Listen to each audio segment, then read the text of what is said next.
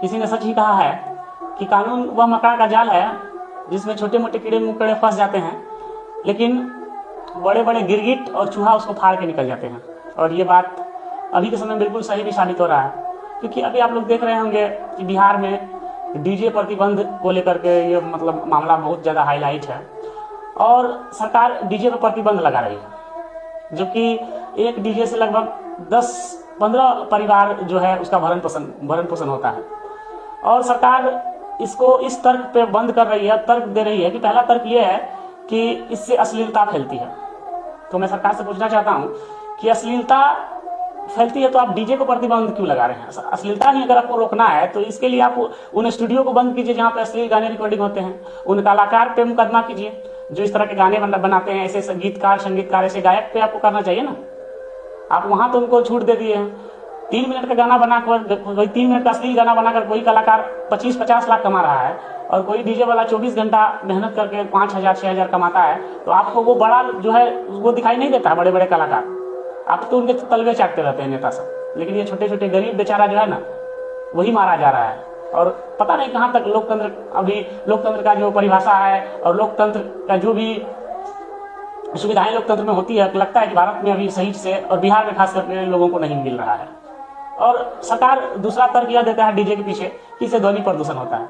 तो ध्वनि प्रदूषण डीजे से होता है तो क्या ध्वनि प्रदूषण जब उस समय नेता जब बड़े बड़े रैली करते हैं, बड़े बड़े प्रोग्राम करते हैं, जनता को जब संबोधित करते हैं, वहां पे 40-50 डीजे एक बार जो लगाते हैं, तो क्या वहां पे ध्वनि प्रदूषण नहीं होता है क्या?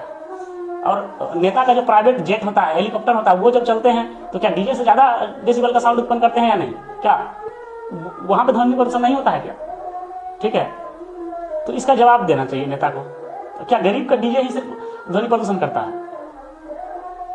तो ये सरासर गलत है। एनडीए गठबंधन का सरकार है, ये हमें एक शब्द का मैं प्रयोग करूंगा, थोड़ा नहीं करना चाहिए लेकिन करूंगा, ये सरकार की नीति हमें दोगला जैसी लग रही है, क्योंकि ये कहते कुछ है और करते कुछ है। ये चुनाव से पहले ये चुनावी घोषणा पत्र इसका इस प्रकार था कि लोगों को रोजगार देंगे। अब की बार रोजगार पे वोट हुआ था और सरकार का निर्माण हुआ था, लेकिन ये क्या कर रहे हैं? रोजगार दे रहे हैं कि रोजगार तो उल्टा लोग से छीना जा रहा है। तो ये किस तरह का? आपने रोजगार देने के बाद कहा और लोगों से आप जो डीजे वाले हैं थोड़े से कम बेस पूंजी लगा करके, कर्जा लेकर के, कोई ब्याज लेकर, किस्त लेकर के डीजे चला रहे थे, घर का परिवार का मतलब अपना भरण पोषण करते थे, अपने पैरों पे खड़े थे, दारू शराब तो नहीं बेच रहे थे, स्मैक तो नहीं बेच रहे थे, चोरी तो नहीं कर रहे थे कम से कम, और आपने उस पर प्रतिबंध लगा दिया। ठीक है, सरकार को ध्वनि प्रदूषण को रोकना ही है तो उसके लिए एक नियम जारी करिए, कुछ शर्तें रखिए, उनको सभी मानेंगे, उसके हिसाब से अपना ध्वनि का जो बैलेंस उसको बनाकर रखेंगे उस प्रकार से। और ये नीतीश कुमार की सरकार जो है ना, इसमें हमको निकम्मी, इसकी सभी कानून जो है ना वहाँ जो भी बना ले अपना, ये सब नीतीश कुमार एनडीए जितना भी सरकार है सब इज्जत खेलते हैं खुद में। इनका कोई भी योजना कारगर नहीं साबित होता है। मुझे लगता है कि धरती पर अभी तक का सबसे अगर असफल कानून रहा है ना तो ये बिहार का नीतीश कुमार का शराबबंदी है। ये शराबबंदी कानून ला करके कहाँ तक लग रहा है कि आपको नशा कर रोक दिया है?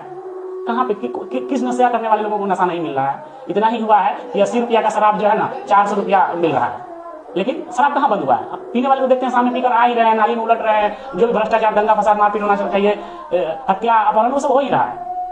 ठीक है, तो ये आपका शराबबंदी कानून भी पूर्ण रूप से हमको लगता है असली। अभी देखिए हमारे ये तो पंजाब में, मुंबई में ये सब सूखा नशा जो स्मैक, सब चेरस गांजा था, इसको हम लोग मानते हैं, ये था उस तरह। लेकिन बिहार में अभी ये जो आया है स्मैकर सब फैला है, इसको लाने में हमको लगता है नीतीश कुमार कहीं बड़ा हाथ है, क्योंकि वो शराब चल रहा था, लोग सब 10-20-50 रुपये का शराब पी रहे थे और किसी तरह से वो सब जी रहे थे, लेकिन वो शराब को अचानक बंद करके स्मैक को बढ़ावा दिया। तो शराबबंदी कानून ला करके कहीं ना कहीं गरीब भी मर रहे हैं इससे। और एक कानून तो असफल था ही और दूसरा कानून फिर से ला दिया यहाँ पे, ये डीजे प्रतिबंध का। ठीक है, तो ये सरकार हमारा तो बिल्कुल एक तरफ रोजगार देने का दावा करते हैं, दूसरा तरफ लोगों से रोजगार छीनते हैं। तो हमको तो ये लग रहा है सरकार की नीति तो उस प्रकार की है कि आपको लंगड़ा करके आपका पैर तोड़ करके बैसाखी देने का वादा कर रहे हैं।